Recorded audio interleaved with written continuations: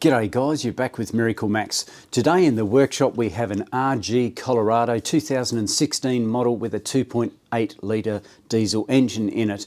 Now the airbag light is on the dash. What's wrong with it? I don't know. Let's check it out together.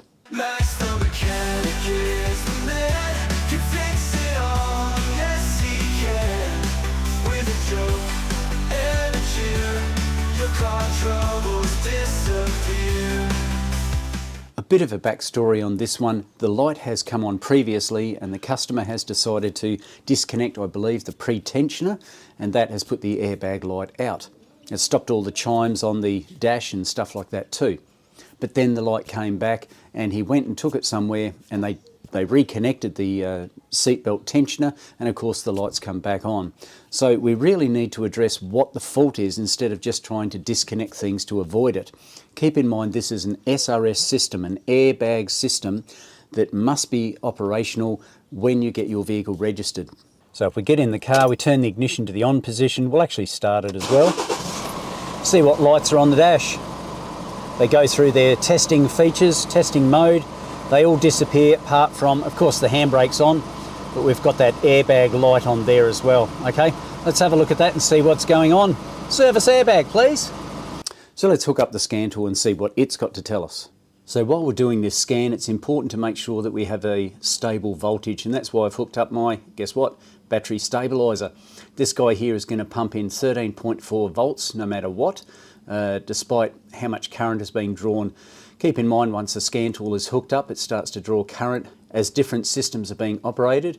So it's important to make sure that we don't drop out any voltage anywhere. Okay, I've gone ahead and done a full system scan, and like everything looks okay apart from these two fault codes.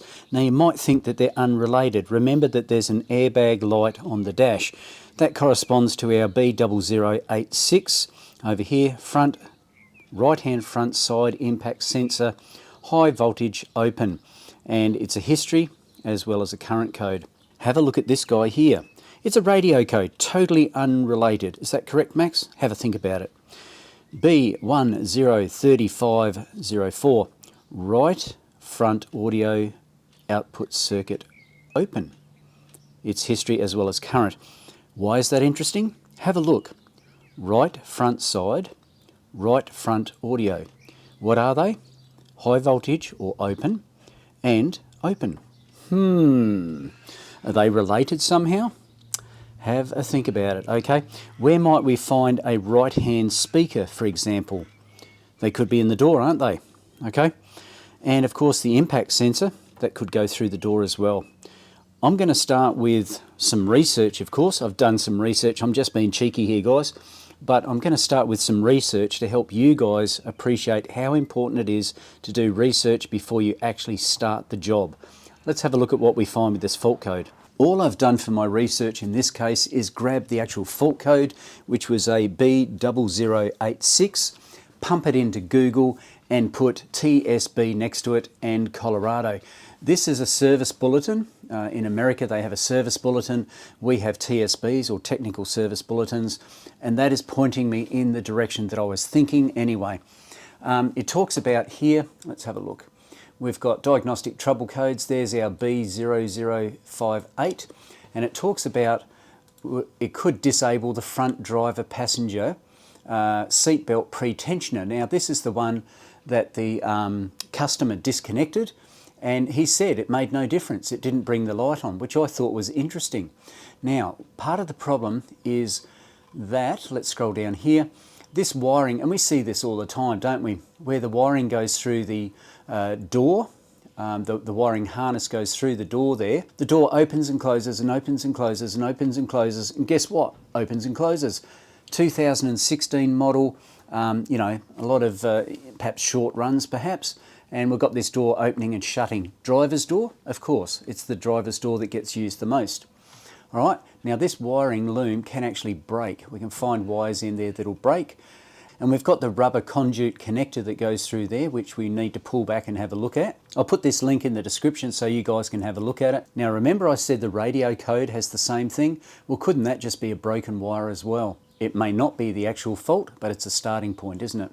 So remove the rubber boot from the door pillar, gently pull the body harness through the hole, exposing the connectors. We'll have a look at those wires, see if we've got any breaks there, hey? Then we can do some repairs. I'm hoping that that's all it is. Of course, just to double check my diagnosis, I've had a look at TAT, the automotive technician. There'll be a link below.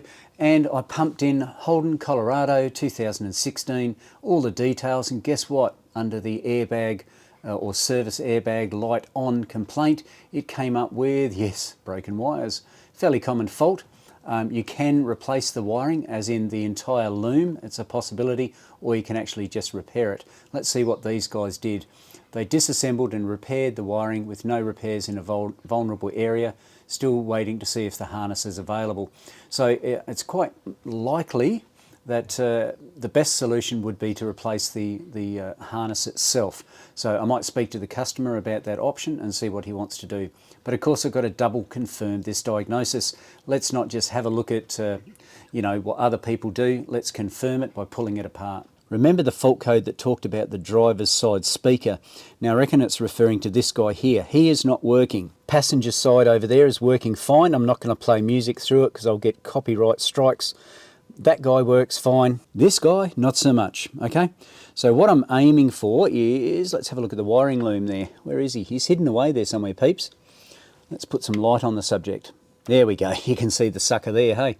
So he might be a little bit hard to get to, but I believe that that's our starting point right there. Now, when dealing with SRS systems, anything safety related systems, it's important to disconnect the battery or pull a SRS fuse. In this case, I've spoken to the customer because I'm not exactly sure where I'm digging around at this moment, and he said it's okay to disconnect the battery.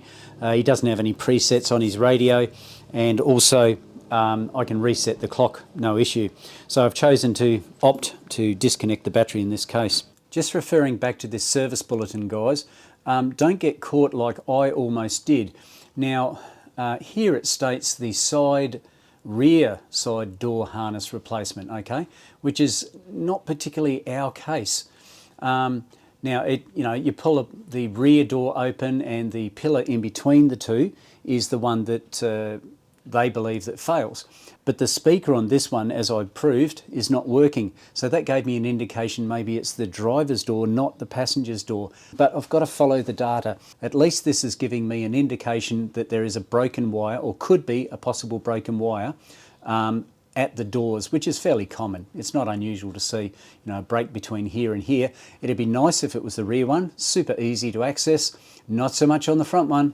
Now I was looking at the wiring diagram here, and if you hover over here you can see seatbelt pretensioner driver number 1.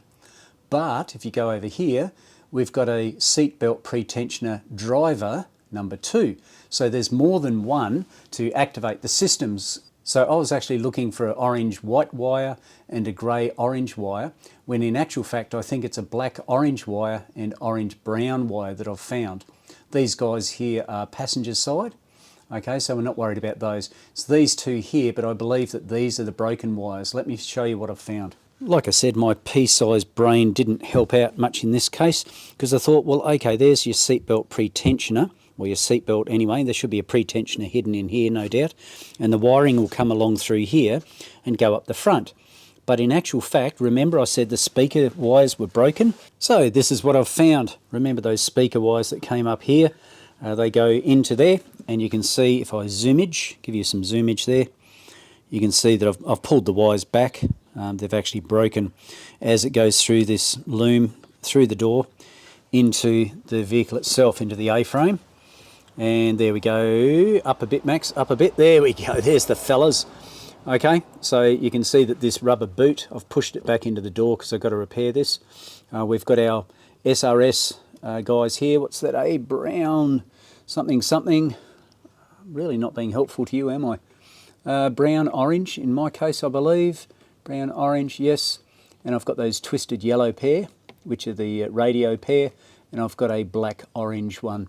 So they're the ones I've got to repair. I've just spoken to the customer and he's given me the go-ahead to repair them.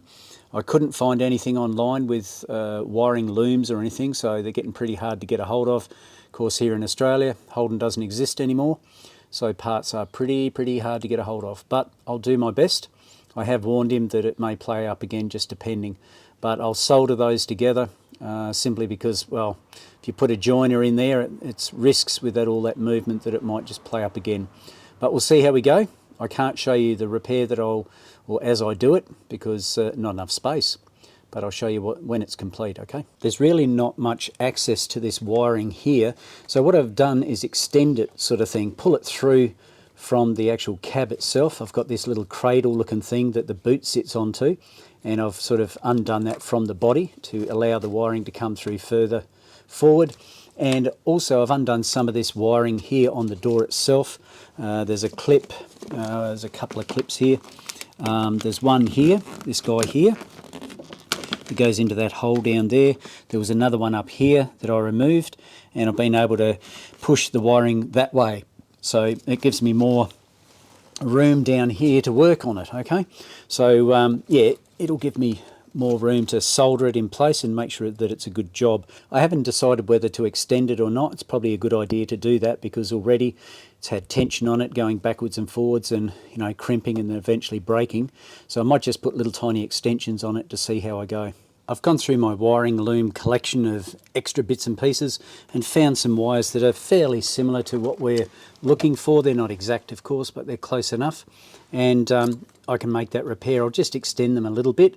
Maybe I'll even make a loop out of them so that they've got extra movement available to them, so they don't get stretched out. And of course, I'll be using some heat shrink over my solder joints to make sure that they're in good nick. While it's probably not the prettiest repair you've ever seen, it's going to do the job schnicely, I believe. So you can see I've even put in the loops or the twists in the wire where they belong, and I've heat shrank every single wire there and given a little bit of extension so that it's not going to cause a break again. Those other wires, I've checked the other wires, they're all okay. There's no breaks in there or any problems with them, and I've given a little bit of slack on these guys too, so I can shove them back in the door that way with no issues. Time to tape it up. Yay, that should be fun. The stuff that I've been using recently is called Tessa tape, and that's fantastic. It sticks like snot on your finger and it won't go anywhere. Only problem is, obviously, you don't want to stick it onto the tape itself, so always fold over a dodgy bit so that you can gain access to it. But how am I going to get that around the loom stuck in the door? That's a bit of a problem. Introducing, oh come on, everybody's seen this. You just wrap it around a little socket, 12mm socket, and you can go around your loom again and again and again. Then when you run out, you simply top it up off this guy, put it onto that, start it again. Once I've done that, I'll show you how pretty it looks. Okay, just completed it. And does that look OEM or what, hey?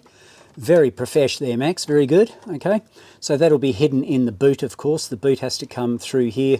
I've hidden it in the door for now, but the boot will come over, slide over that and go over that plastic retainer there, and that plastic retainer then clips into the cabin there. So it should be all good. Should have fixed that problem, I believe. Just wondering, before I put it all back together, maybe I should do a system scan again and just confirm that all those fault codes are gone. That might be an idea before I get overzealous and think that I've solved everything. So let's just do another scan, hey? So here's my pre-scan, my pre and post-scan. My pre-scan right here is those two fault codes there. The P, what is it, 0086, something along those lines. Yep, that's right. And the radio code, which is there was a B code, sorry, B1035. And I've done another system scan, our post-scan report, and you can see that there's no fault codes present whatsoever. So I'll print that out for the customer. That'll be for their records and evidence that a repair has been done and all the fault codes have been cleared. Remember, I said before that this speaker was not working, and it was these two wires that were broken. I'm just going to prove to you now that they're working okay. I've got it off channel, so it's on static only, but it should be enough for you guys to hear some sort of sound coming through. Right there we go. Can you hear that noise? Okay, so that's evidence that that speaker is working now. I can now put it all back together, assemble the door, all my wiring connectors, the boot that's stuck in the door here, shove it through, connect it onto this white connector here, and Bob's your uncle. I'm now going to set the time for the customer, do the right thing by them. You don't want them running late for work. Let's go to settings. I'm on the home screen at the moment. Let's go to settings. Let's go to time and date settings. The format is okay, 12 hours, no probs, and that's the format for the date. Happy with that. Let's set our time and date there. Let's Press on that, and the time is, in actual fact, let's go, whoops, 1:57. Oi, come on, fella. Just hold him down there for a while. 57, 57. 1:57, it's PM. Let's go back to PM. And the date today is the 2nd. Why does it keep doing that? I must be hitting this here. So it's the 2nd. Whoops, let's go that way. Okay, 2nd, and it's the 2nd of September, which is the 9th, and it is 2025. That looks right to me. Let's OK that, and that should be fine now, and we should be good to go, I think. So let's just double check our work. Go to the home screen, 1:57, the 2nd of the 9th, 25. All good. So the customer now has their vehicle in the appropriate state, and I've set it up properly for them, doing a professional job. So all harnesses put back where they belong, clipped nicely into place, door trim, kick panel, slap it all together, send it on its way. After a complete road test, I did a rescan on it, no lights whatsoever, no fault codes whatsoever. It's a successful repair. The customer was happy that he had this repaired after some time where others had had a look and not been able to sort it out. If you're impressed by today's video and you haven't already, please subscribe to the channel, give it a like, feel free to comment down below. Of course, don't forget about that notification bell. You don't want to miss any future videos. While you're excitedly waiting for that next video, you could cruise around the channel and have a look at other videos that might interest you. Have a look at Facebook as well as Instagram to see what's happening in the workshop as well as the electronics lab. So until next time we catch up with you on another video, guys, this is MiracleMAX signing off. I will catch you later.